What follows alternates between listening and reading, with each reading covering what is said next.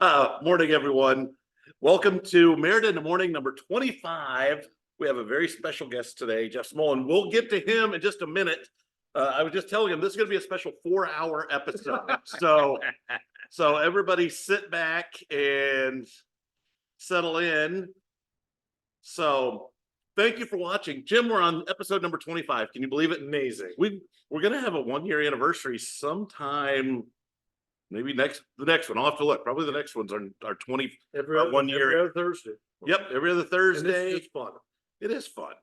So we come to you from Cafe Audrey's at beautiful Fort Harrison. They're open. They're very gracious to allow us to use their background, and Yeah, and they their always sign. Their sign. Work hard and be nice. So they're open for breakfast and lunch 7 days a week. Remember, hashtag food at the fort and hashtag why I love Lawrence. Now, Jim, the kids hashtag is how they do that. We also want to thank our sponsor, Alpsbrau Beer.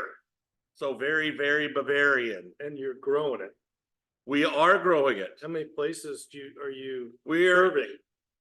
about 40, if you count all the liquor stores that we're in. So between Fort Wayne, we just picked up Greek's Pizzeria and the Groggy Goat Bar in Martinsville.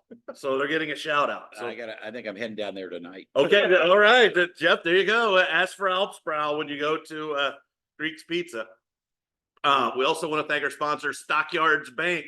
Locations at 71st and Binford, Carmel, downtown Indianapolis, Plainfield, near St. Francis Hospital, but not in the hospital. So you can't get your colonoscopy and do your banking all at the same time. We learned that last week. And if you're down in Center Grove, keep your eye open. You're next on their list. And we also want to thank the Honey Baked Ham Company, locations at 96th and Michigan Road, Greyhound Pass up in Carmel. It's in front of the giant box store that Is a hardware store. that is also a hardware store, but you can buy groceries in there. So Jim, you know what's coming up? What's coming up? But soon. April. It is. Well, April's coming up right after March that we're in. Mhm. So we've got St. Patrick's Day. We've got the Big Ten tournament. We've got then Good Friday. Mhm. You know what comes after Good Friday, but before Dingus Day? Have no idea. Easter. So Honey Baked Ham can supply your Easter ham. Get your orders in early. Don't make your wife or your mother have to cook for you. That is our public service announcement. So with that, we'll get to our guest. Here. So Jeff Smulyan is here. For those of you who know, Jeff Smulyan has been a media mogul in this town. When I say this town, Indianapolis, really the entire country. Will they be able to see for that okay? 40 plus years. It's looks like we're a little fuzzy. Let's see if we can get it to focus out and then in. So I think some of it's the computer. I know that after the fact, it looks a lot better than it does to us right here. So anyhow, so you have been on, you've written a book. I'm glad you're asking the first question. Yeah. Because There's a ton of questions. A ton of questions. I'll probably ask all the rest. Okay, yeah, I'm gonna get, okay, then if I get one question, I want to know about the Mariners. All right. First and foremost, how and why did you buy a baseball team in Seattle? And then why did you get out of it?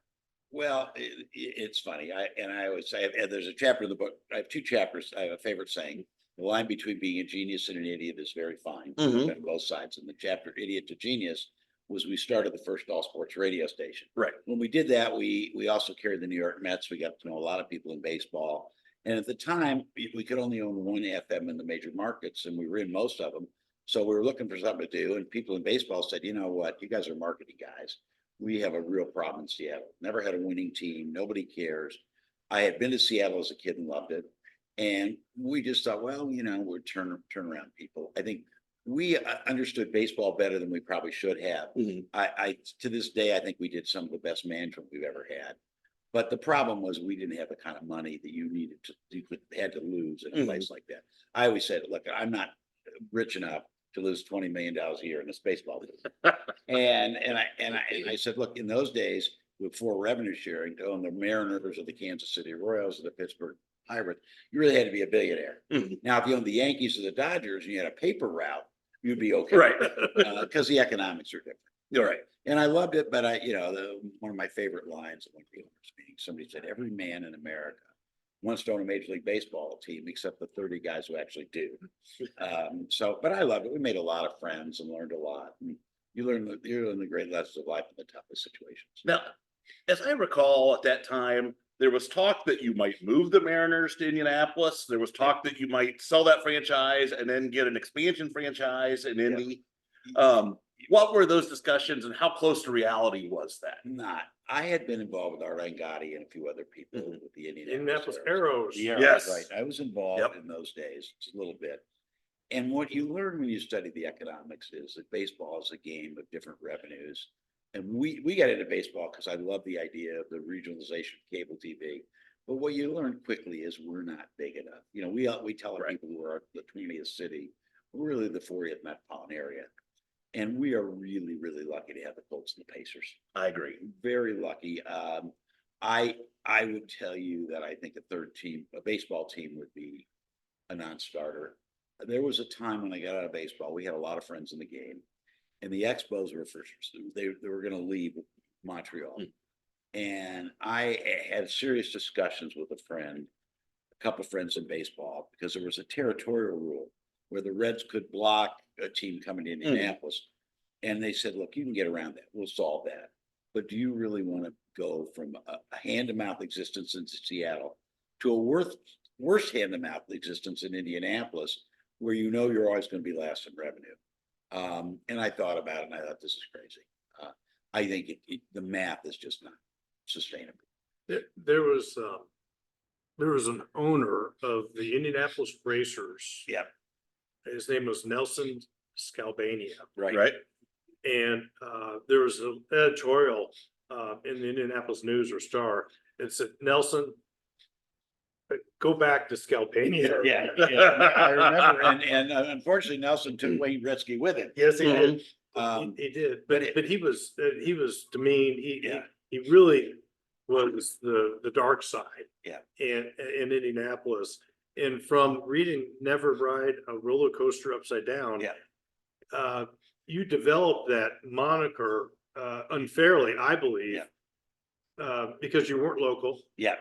But people liked the Mariners, but they didn't want to support the Mariners. Yeah, it was a very strange situation. I always say it was a political science exercise. Years later, we were in the TV business in Portland, and we had TV stations all over, and we do employee surveys. And my TV manager called and said, why are our employee satisfaction scores 20 points lower in Portland than anywhere else? I said, it's really sort of the Scandinavian populism in the Northwest, where they just distrust businesses. Somebody once said to me, look, your problem is you can have a guy who runs a big business, and if he lives in Pittsburgh or Cleveland or Kansas City, he'll buy a suite, he'll buy advertising. Here, if he's a baseball fan, he'll sit out in the bleachers, in his Birkenstocks, because they don't want to be ostentatious. They don't, and it really made the economics very tough. I told a story in the book about going to Toronto, and when you're in baseball, you sort of get ballpark envy because you see what your competitors have. And the Skydome was new, and we took a tour of the stadium. And the last thing I saw, they had a giant diamond vision, bigger than anybody else in baseball. There was like a 2-minute ad for Microsoft. And I said to my friend Paul Beeston, what does Microsoft pay you? And he had somebody check. So they pay us about $375,000 a year. So I called out to Seattle and said, well, Microsoft, what do they pay us? Called back and said, really, by 4 season The tickets. home of Microsoft. Yeah. And they have computer hacker night. They pay us about $16,000 a year. And I said, let me see if I get this right. They're in a foreign country at an outpost, and they pay $350,000, and in their hometown they pay $16,000. And we went to Microsoft, and they said, "Look, in Canada, people care. Nobody cares here." But that was the challenge of a losing franchise, and They don't care, but don't take it away from us. well, and we always laugh. I became a pariah over basically a meeting where our bankers met with not me but my president. I was out of town, and they said, "Look, this business is never going to work here. We want to know, is Jeff insane? Because if Jeff's insane, he'll keep losing money, and we don't want to be his lender." He said, "If you guys move it anywhere, we'll be your lender." And Gary said, "Look, Jeff loves it. This is his mission, but he's not crazy." possibly a debatable proposition, but that's not. But, and somebody wrote a memo, said, look, Smulyan said if he can't make it work, he's gonna sell it or move it. Well, that became like, Watergate. And I said, look, this is the same thing I said the first day we came here. We're gonna give it our best shot. We can make it work, we will. If we can't, let somebody else have it. What I was always amazed about is that Seattle had a lease where they said, if you put it up for sale, we have the right to buy it. So I never understood, but I think it was such a strange time. And listen, in retrospect, was I capable of buying a baseball team that could lose $20 million a year? Absolutely not. Yeah, well, it's tough. And you look at the Seattle market, the Sonics left. Yeah. I mean, the Pacific Northwest is just a different culture, and they're not a professional sports culture. I think I bonded with David Stern. We would study the economics of sports. And what people didn't realize is David Stern hated Seattle because he said, this is like unlike anywhere else in America. And I think that's why he was glad to let the Sonics go to Oklahoma City. And it's ironic. I had dinner with a guy, Clay Bennett, I think his name, who bought the Sonics and then moved them. And he said, Jeff, I intended to keep it in Seattle. But he rattled off all the people he dealt with. I've never dealt with people like that. And I laughed and I said, those are the same people I dealt with 15 years ago. Yeah. So it's a wonderful town. I always said I'd like to do anything in Seattle but own their baseball. Right. Or maybe their basketball. How long did you have that team? About 3.5 years. Okay. So it was a short period of time. Klopp, I listened to 107.5, The Fan. Right. And it's usually just on my radio. It's just on my car when I start the engine. Yeah. And Jeff, your lifelong interest in all sports radio. Yeah. You talk about pioneering. Yeah. And what was the origin of that? And it seemed, and throughout the book, you kind of weave through this was your dream. Well, it was one project. Number one, the origin was I was daydreaming in a class at USC many years earlier. Always thought about all sports radio. I was a radio junkie. This is all what I always knew I wanted to do. When I went to was going to get a master's at telecom, and somebody said, go get a law degree and study broadcast law, you'll be an expert. Today, if you ask 100 people, they say go get an MBA. But in those days, like, law degree. And so we had grown spectacularly, and we were in New York, we were in Indianapolis and St. Louis and Minneapolis and LA. And the next purchase was the Doubleday group, and the Doubleday family owned the Mets. And they had a big FM in New York we wanted, and a big FM in Washington we wanted. But they also had an AM. And the AM we laughed, it was the largest country music station in America. But it was about the 25th rated station in New York, because the only reason it was largest in America is because there's 800,000 country fans in New York, but that's still not very many people. Right. And we were talking one day about what to do with it. And I said, I've always wanted to do all sports. If you're going to do all sports, do it in New York, and do it where you've got, I used to use the shopping center analogy. You had an anchor tenant, which was the baseball team. And you knew that you were going to have a lot of people tuning in 162 days a year. So I went to our managers and said, here's what I want to do. And they laughed. And this is the stupidest idea we've ever heard. And we had a meeting, and it got voted down. And one of my dearest friends, Steve Green, who's a lifelong friend and came into Emmis at the very beginning, said, what do you want to do? And I said, you can't lead people where they won't follow, so we're not going to do it. And the next day, 3 of my senior managers came in and said, look, we owe you one. We've hit the ball out of the park in everything we've done. We know this is what you want to do. So even though we still think it's stupid, we're going to go ahead and do it. And I'll never forget it. It was a disaster. It used to be called Smulyan's Folly. Jim Lampley called it the Vietnam War of Emmis. We would have daily, updates, and at the end of the day, and we're the biggest bunch of needlers of all time. So somebody said, well, it's 5 o'clock. We lost another $21,000 at WFAN today.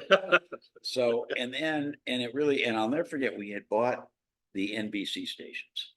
And NBC was getting out of the business, and we bought their stations in San Francisco and Chicago and Boston, and we had New York, AM and FM. In those days, you couldn't keep both. And so we were going to switch frequencies because the NBC stations were a better frequency. And we said, that's great. And I'll never forget when we met the bankers, and they said, look, you guys are doing great. but how long are you gonna live with this sports station? It's a disaster. And I said, well, again, we're not crazy, we'll see. And we switched it to 660. We inherited Don Imus. Shortly thereafter, we got Mike and the Mad Dog. Yeah. And the thing clicked, and I went from idiot to genius. And I laugh today, there's 700 sports stations all around the country. Yeah. And everybody says, did you know? I said, I didn't think there'd be one. But it's fun. Well, I had Mad Dog Russo. Yeah, right? Chris. And as well as Imus. Yeah. I mean, he just took off. Imus, yeah, and what's funny is Imus's agent was the same agent as we had a very famous disc jockey named Robert W. Morgan, who we hired in Los Angeles. So I knew his name was Mike Lynn, and we're meeting with Mike. And we were debating, do we take Imus? What do we do? And Donnie had been in and out of rehab for 5 years. And I laughed and I said, you got a radio stations losing record amounts of money. You got a baseball team in the Mets that have, by that time, all sorts of drug problems. And you got Imus, who's been in rehab much more than he's been out. I said, you put these three things together, what could possibly go wrong? But it all worked. And, and sometimes it does work. Seems like everybody in the radio is named Morgan. Yeah, well, there's a reason for that. And the reason is the original Morgan was this Robert W. Morgan, who we later employed, who went on the air at KHJ in Los Angeles right when I was going to college. And his show was just a smash. He was a brilliant guy, one of the great characters of all time. But it worked so well that everybody in radio had a Morgan. So my friend Charlie Morgan, Our Charlie. our Charlie Morgan, The Indy who Charlie came Morgan. here, his real name is Brian Smith. That's his name? But he was a morning man, so he was Charlie Morgan. There was another guy named Roger W. Morgan Uh-huh. who worked here earlier than that. So you went to any city in America, and the guy in the morning was Morgan, Okay. all because of Robert W. Morgan. Huh. So it's crazy. So your first station was 97.1, 97.1. Yes, and you created that out of thin air. thin air. Thin So air. how did that even happen? How did you? Well, you were young. You were early 20s at the time. mid 20s. Mid-20s? Well, when I got out of school, and was talking to some friends about buying a small station, a couple stations, and nothing ever happened. And my dad said, "You got to come home. You got to come home. You got to try it. Come home." And he had a cousin who had a small radio station that was failing, and he wanted my dad to help him. And my dad said, "Well, if Jeff will come home and run it, I'll do it." And that was we made it WNTS, where news, talk, and sports. Mhm. And the talk was David Letterman. We hired David. And it was a lousy radio station. I mean, it was a 1590 on the dial and AM. But I did that for a few years. And I said, "Dad, I'll come home and then I'll start my company."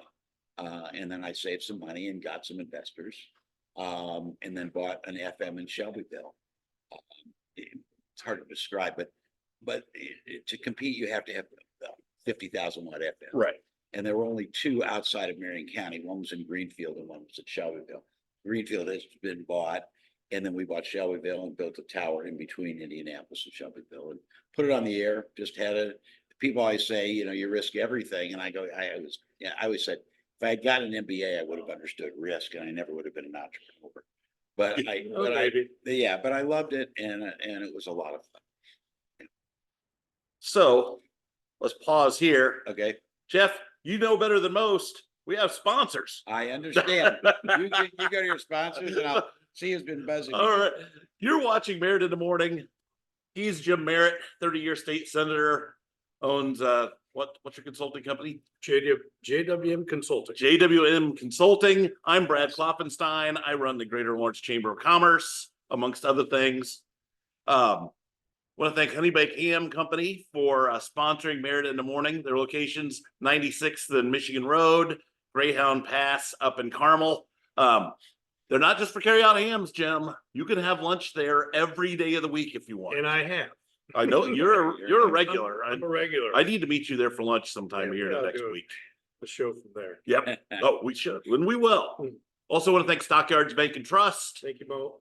Yes, thank you, Paula. Paula. Thank you, Paula. Location 71st in Benford, Carmel, downtown Indianapolis, Plainfield, near St. Francis Hospital, and Center Grove some point in the near future.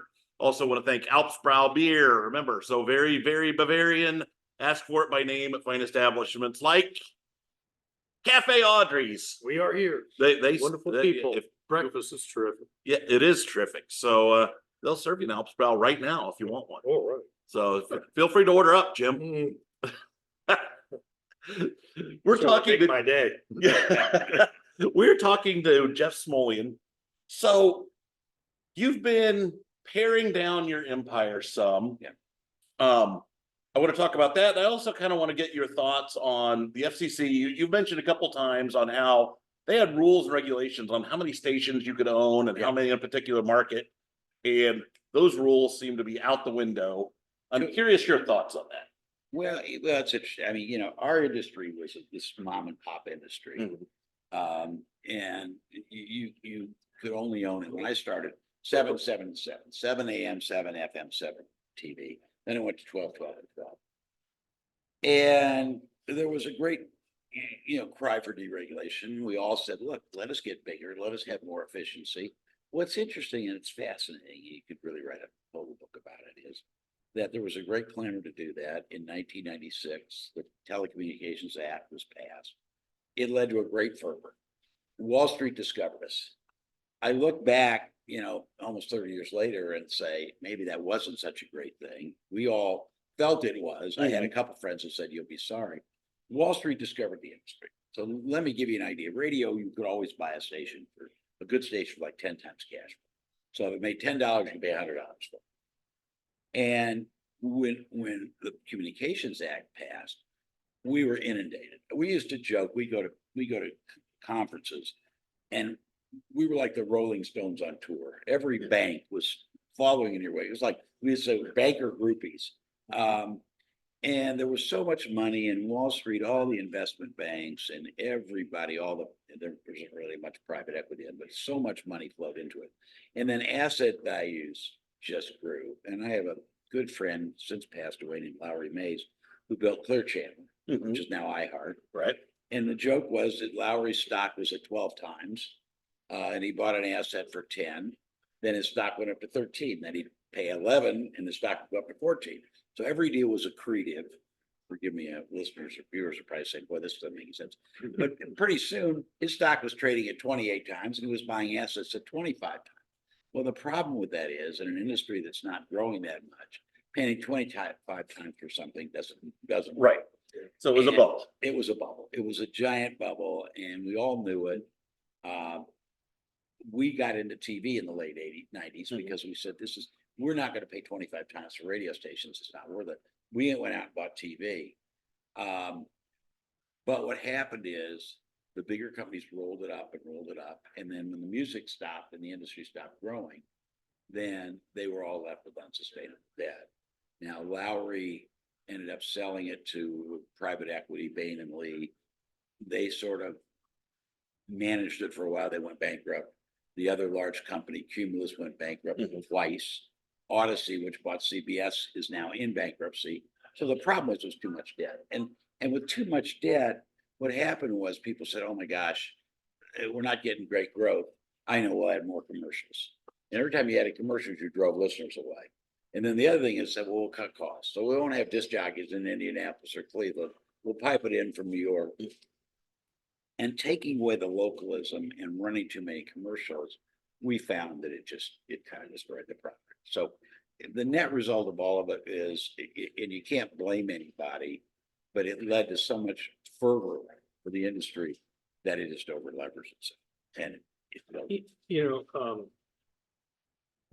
in your book, you talk about when you would purchase a radio station. Yeah. But you would do the research on if it's a Latino or Hispanic or African American base, and you might change the focus of the music. Yeah.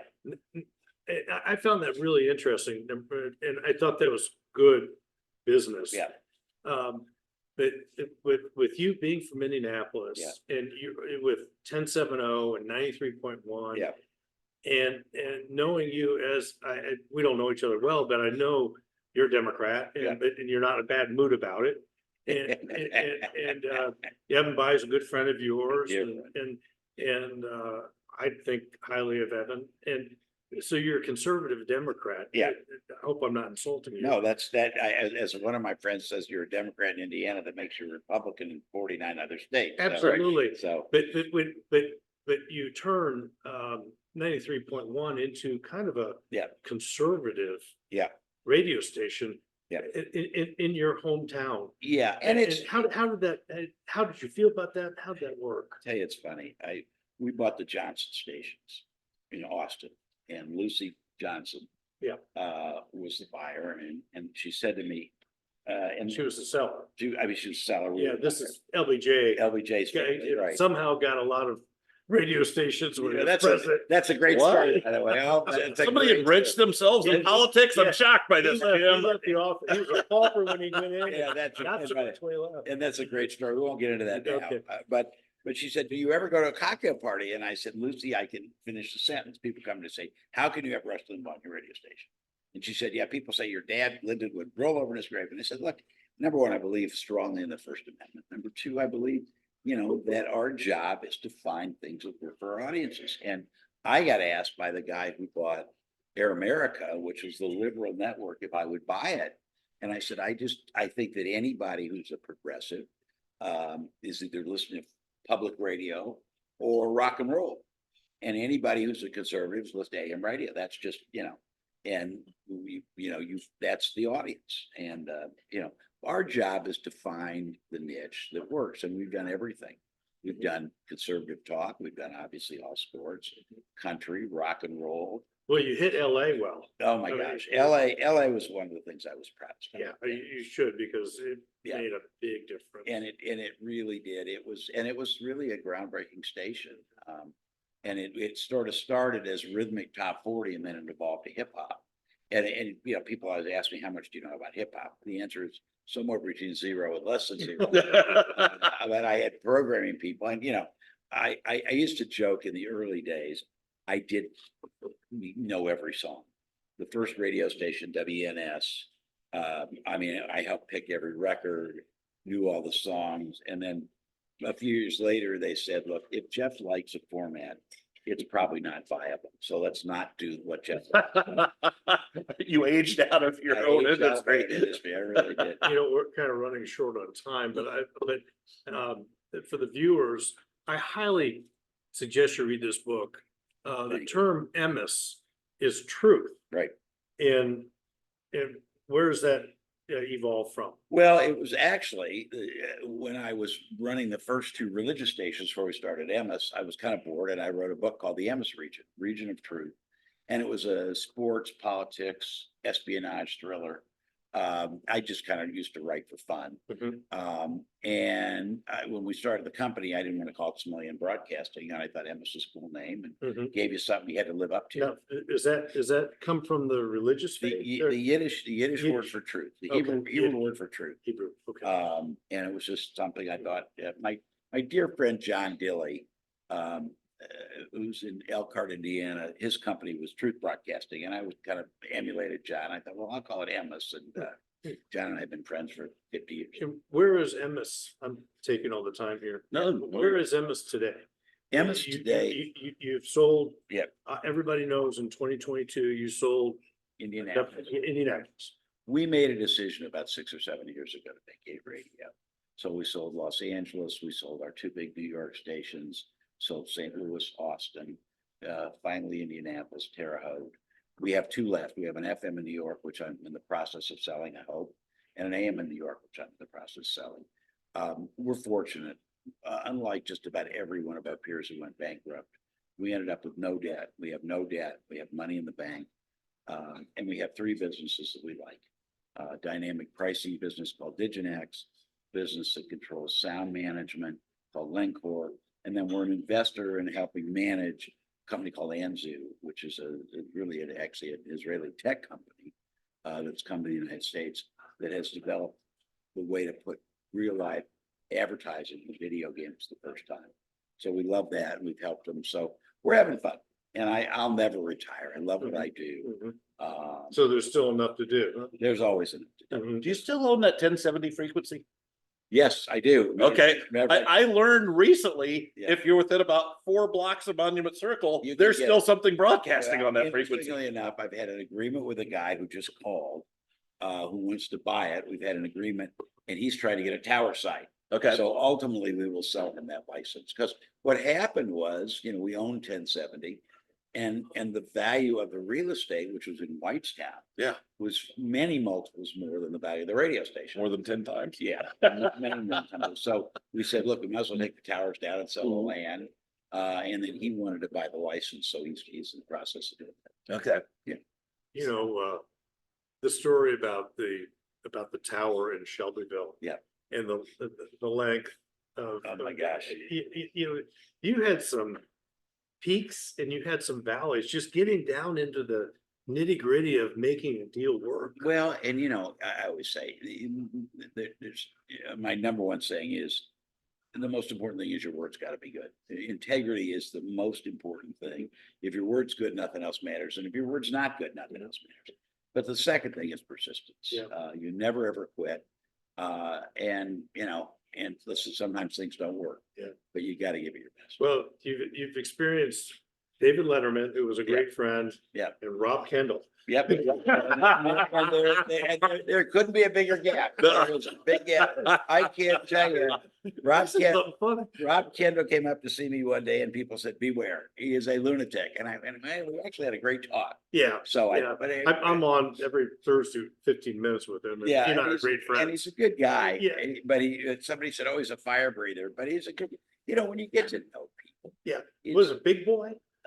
Big boy in Los Angeles. I mean, you had so many personalities. Oh, yeah. Well, I mean, we really, and Robert W. Morgan, who was one of my childhood idols who we hired. And then Imus, and in baseball, Ken Griffey was the best part of baseball. Oh, yeah. I I take a Kenny big deal play every about day. he and his Yeah, dad. yeah. Yeah. So it's, Seattle. you listen, you elevate the lows and you minimize the highs, and you don't take yourself too seriously. And hopefully you kind of smile at them. Well, you've done well, Thank you. and Thanks. I'm glad that so you. appreciate you being here today. Listen, I gotta be honest, I don't get to Lawrence that often. Welcome to Lawrence. And it's lovely. It's great. There's been all this development, and I've almost had a chance to play the fourth course, and I've never played it. But It'll make you feel bad about yourself. well, all golf makes me feel bad.